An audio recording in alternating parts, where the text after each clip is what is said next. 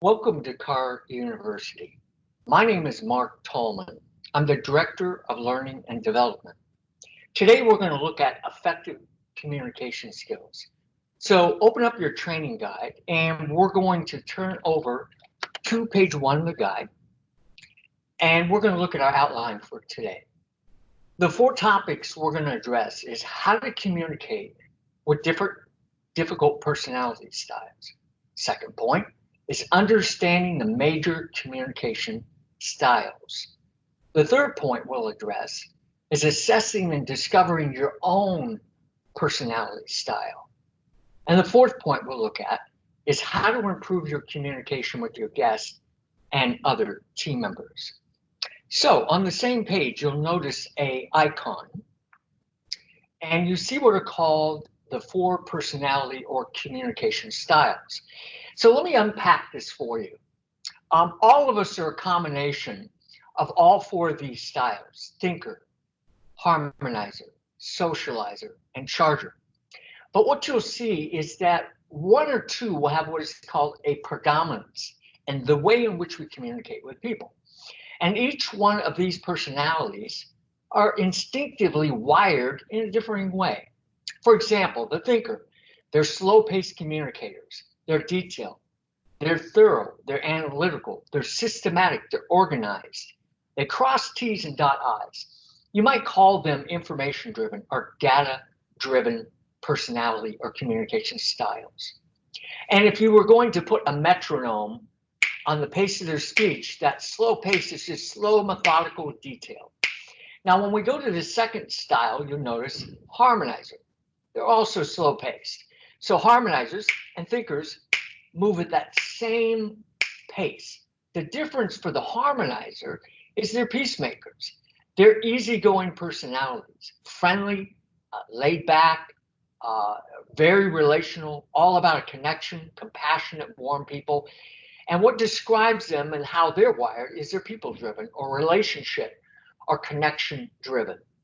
Now, when we go down to the third style, socializer, we go from what is called slow pace to fast pace. But what's common between harmonizers and socializers is both of these personality or communication styles are actually connection people relationship driven. The difference for the socializer is they're fast paced. So it goes from this easygoing, laid back to what is called fast paced. They're fun, they're optimists, the glass is always half full, they're the life of the party, high energy, animated, intuitive, creative people. And so they have just a much faster pace at which they move. They get bored very quickly, people driven. Now we go down to our fourth style, charger. Again, similar to a socializer, they're fast-paced personalities. Now here's where your difference is. Your chargers or A-types are intense people, all business, bottom line, make it happen. They're leaders, they're risk takers, decisive personalities. They are results driven. They're driven by the bottom line and getting results. Now, here's what's interesting. What's common between chargers and thinkers up here is both of these personalities can come across in a communication as being impersonal. It's not that they are, but the reason they come across as impersonal is thinkers are driven by information and chargers are driven by results, not a conversation. So there's times that they come off as if they're not, very relatable or personable. So what we're going to do now is kind of paint a picture of what does this actually look like when you communicate. So we're going to switch to give you a little bit more of an insight. Now you might be thinking, well, what does this have to do with business? And I'm going to give you how this communication styles can help you in person, on a telephone call, via email or texting, as well as a personal example. So the first one I'm going to give you is a phone example. This was at the Norm Reeves Honda Huntington Beach store. The general sales manager at the time had given me 6 calls off their A and their B team. And he wanted me to use this in relationship to phone phraseology and personality styles. So I listened to 6 calls, and there was one call that was just like so obvious. the personality, I thought this would be a great one to take a deep dive in that conversation with and sort of unpack what actually happened. Now, half of that phone call was really quite good, but about halfway through, the salesperson made a comment that just flipped the switch with that customer. And the second half of that phone call was lit like a train wreck. But the first part was really good. So here's basically how the call goes down. Call comes in, sales consultant answers the phone. Thank you for calling Norm Reeves Honda. My name's Ryan. How can I help? So the greeting was okay, not great. But it was interesting because the guest identifies herself. She says, oh, hi, by the way, my name is Suzette. I feel like I'm part of the Norm Reeves family. You know, I bought 4 cars from your store in Huntington Beach. Matter of fact, Steve, he's my service consultant. Awesome guy. I wouldn't take my car anywhere else. So I stopped the recording and I said, well, who greets someone on the phone and says, hi, my name's Suzette. I feel like I'm part of your family. I bought 4 cars from your store. And so we all had a roundtable discussion and basically determined sounded like a harmonizer, relational, people-driven, family orientation in the phrasing or phraseology that she used. So the salesperson, Ryan, was like in lockstep. He looked, acted, sound, talked, and walked like a harmonizer. And then about halfway through the phone call, he says to Suzette, by the way, Suzette, I just want to let you know we're going to make you a great deal on the Civic. Now, again, we talked about words. Words mean things. When he said great deal, it triggered in her mind, oh, internet, shopping, numbers. And so she comes back with Ryan and says, oh, by the way, Ryan, I've done my homework. I've been on the internet. The best quote I've gotten on that Civic is $18,300. And I want to see what you guys would be willing to do for me. So at that point, what happened is Ryan, the salesperson, seemed like a harmonizer. But at that moment, he took off his harmonizer hat, sets it down. He picks up his Charger hat, puts it on, which is his own personality style. And now all of a sudden, he makes a shift in the conversation to an A-type Charger-like conversation. So he fires back and says, Suzette, look, you're a nice lady. I'm not going to give you the runaround. I'm just telling you up front, I can't sell you that car for $18,300. $18,300, we lose basically $500 in a case like that. Now, look, I'm not like other dealers. You know, there's some stores that tell you what you want to hear to get your drive cross town. And then when you get across town, you find out you can't buy for that. We don't play games like that. So I'm just being straight up and telling you, I can't sell you the car for $18,300. Now, if you're willing to pay more money, well, you know, I can sell you the car. But I'm just being honest. I can't sell you the car at $18,300. Then Suzette comes back, and you can hear in her voice inflection a pitch change, and also her word choice. And so she comes back and says, well, Ryan, you mean you can't work with me? By the way, that's very harmonizer-like language. In other words, working together. You mean you can't work with me? What she's saying is, please invite me in. I want to do business with you. So the salesperson comes back the second time, and he says, look, Suzette, I'm just telling you, I can't do $18,300. And like I said, if you're willing to pay more, then I've got some flexibility. I can work with you. He said, by the way, Suzette, who told you that you could get that car for $18,300? By the way, that's a pressure question. You're basically cornering the customer on their financial quote. Dead silence on the phone. So the salesperson comes back and says, well, Suzette, by the way, you didn't get that quote from Honda World, did you? So now he identifies another competitor, as if he's saying they're crazy, they might do it. She didn't say anything. And she comes back a second time and says, Ryan, she goes, I'm sad. She goes, I'm speechless. I didn't even know what to say to you. I'm sad to think that I'm going to have to go to another Honda store and buy my Honda when I'm still going to end up coming back and servicing my car at your dealership. Ryan, that really makes me sad. And basically at that point, the call just unwound. So let's take that and let's take it from a negative scenario and let's invert it to a positive. In communication styles, one of the keys is listen to words, listen to pace, listen to the vibe or essence of that phone call. And when you hear things, pick up on those words, store those words in your memory. It's not that difficult. And you can create your own phraseology in a sense. So for example, had Ryan said back, even though he fumbled the ball, had he said back to Suzette in the phone call, Suzette, look, you're part of our family. The last thing we'd ever do is let the financials stand in the way of a relationship. And you know, look, Suzette, I can replace a Honda. I can't replace you. And we understand, we get it. When you do business with us, you're going to influence your friends and family members to come and do business with you. And by the way, Susan, I bet you probably have sent some friends to us, haven't you? Yeah, exactly. By the way, Suzette, do you still have the quotes that you got off the internet? Wonderful. Suzette, this is real important. I just need you to remember, when you come in, bring your quotes that you got off the internet with you, put that information in my hands, let me go to work for you, and I'll get these financials worked out in your favor. Make sense? So all we did is we took and replaced the negative phrasing with positive phrasing. The positive phrasing were her words. So when she said, I feel like I'm part of your family, that was just a natural harmonizer. Pick up on those words. So that's an example of a phone. Give you a second one. This is in person. Salesperson Carlos is out and sees a guest in the pre-owned inventory. And the guest has a folder with about 20 printouts. So the first thing Carlos is thinking, because he went to the classes, this person looks very detailed. Detailed people tend to be thinkers. Could be a harmonizer, but maybe a thinker. So as he approaches the guest, he notices the guest has their phone out and they're taking some pictures, they're writing information down, and he meets the guest at that point. What he realizes is that customer is very detailed, methodical, thorough, facts or data driven. Again, moving at that slow pace.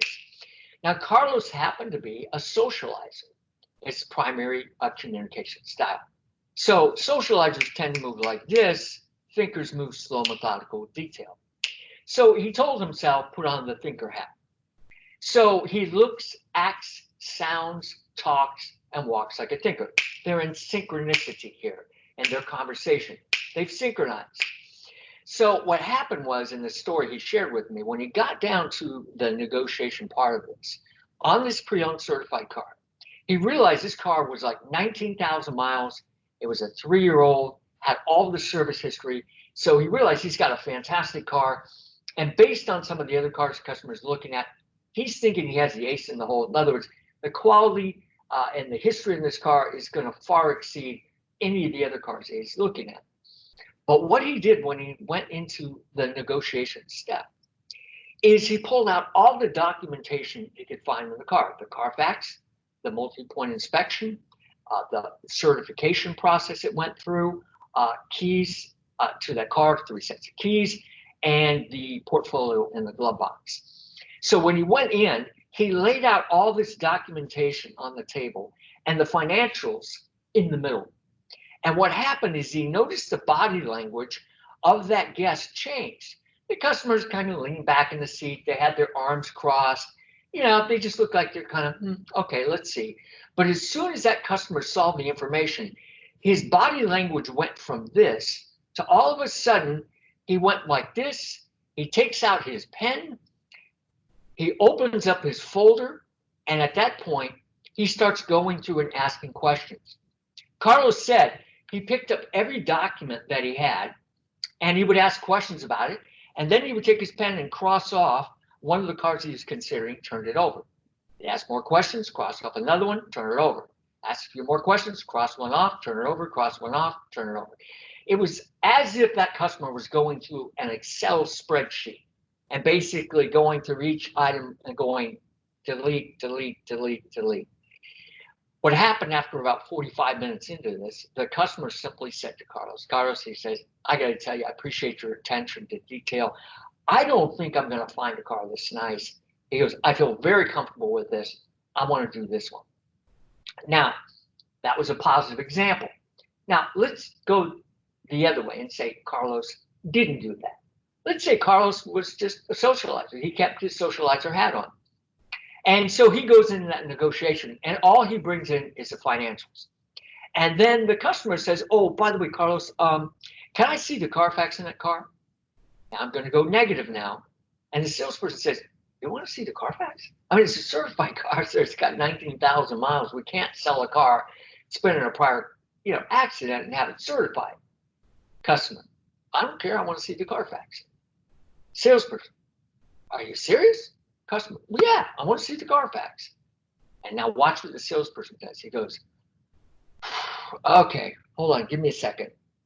Now, when that salesperson exhales, rubs his forehead, stands up, what got communicated in that 5 seconds to that thinker? What got communicated really quick is this was an inconvenience. I'll have to go get the document. The guy's frustrated. He seems like I'm putting him out.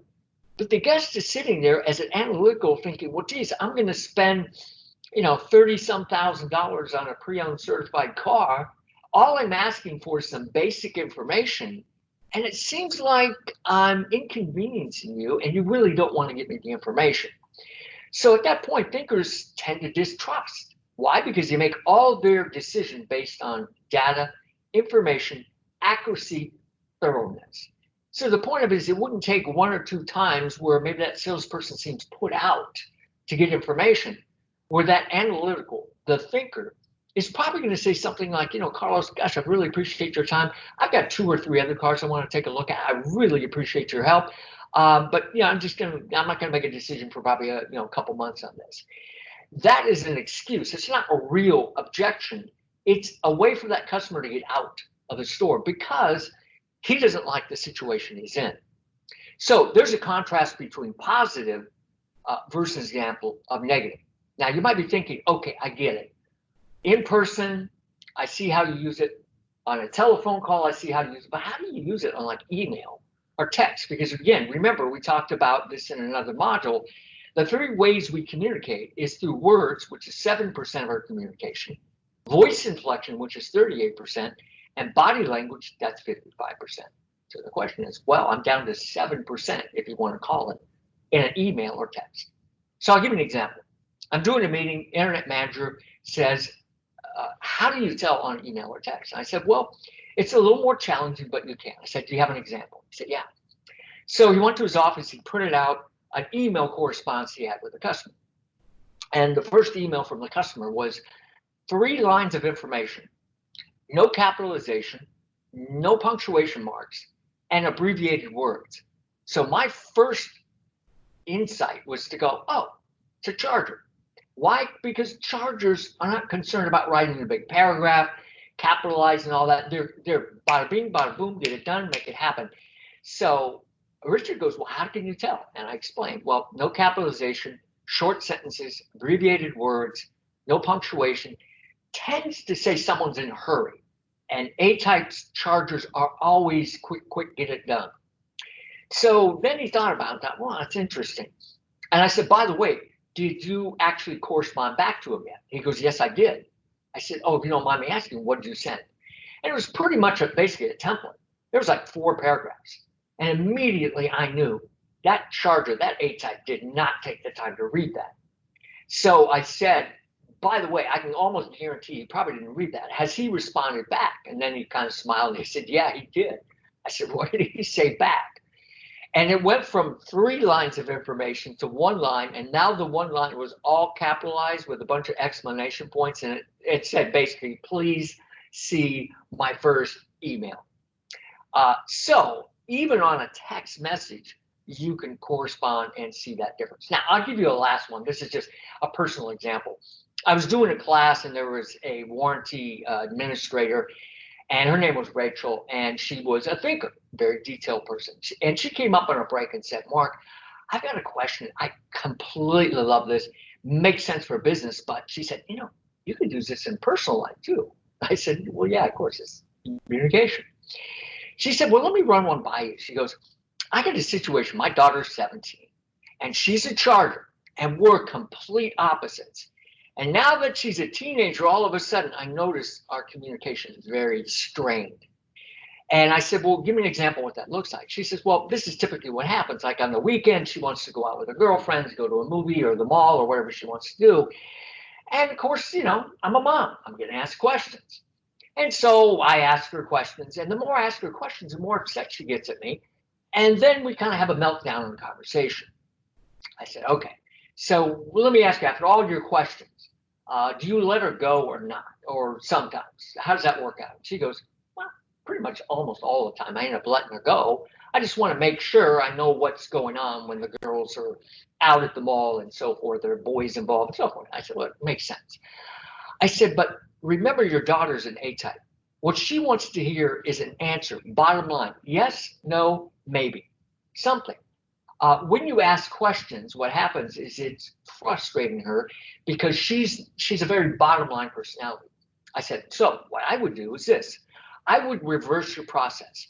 I would tell her yes or no up front, and then after you tell her yes or no, then you can ask questions or give an explanation of why it's a no, and see if you don't get a different response. And so we kind of walked through it. She goes, you know what? I like that. I'm going to try it. I've got nothing to lose. So another meeting a few weeks later, she came up to me and she said, Mark, I got to tell you, that worked like a charm. And I said, really? Tell me the story. She said, well, my daughter, same thing. She comes up, she asked me if she could go to the mall with her friends, girlfriends to see a movie. And so in my head, I'm thinking questions, and I stop myself. I put on my Charger hat like you were talking about. And the first thing I said, sure, you can go. The look on my daughter's face was like she was shocked. She was like, Mom, you're kidding. You're such a rock star. And then I pivoted back to questions. She said, but hold on, I do have a few questions. But then my daughter said, fire away. So all of a sudden I realized she was open to the questions. So then it's like, what movie are you going to go see? What time are you going? Who's driving? You know, are boys going to be meeting up with boys? What are you going to do after the movie and so forth? So her daughter was like, you know, answered every single question like this, that, and the other. And she said, Mom, look, I'll tell you what, I'll FaceTime you when I'm at the mall. I'll let you know what's going on. So what happened the rest of that afternoon is she was snapping pictures with her and her girlfriend. She'd FaceTime when they were at the movies, got out of the movies, went to the restaurant. And there were some boys from the high school that happened to be in the mall, and they connected up. But with that said, she said the communication went from I was having a meltdown and a train wreck to we actually communicated well. So there's just 4 simple examples of how communication styles can help you connect in the head and the heart with the people that you're trying to influence. So with that said, we're going to go back to the PowerPoint, and we're going to actually look at the exercise. So we looked at the 4 personality styles: thinker, harmonizer, socializer, and charger. So how do we figure out what our personality style is? So flip the page, and you'll be on page 2. And you notice this one is filled out, meaning it's highlighted.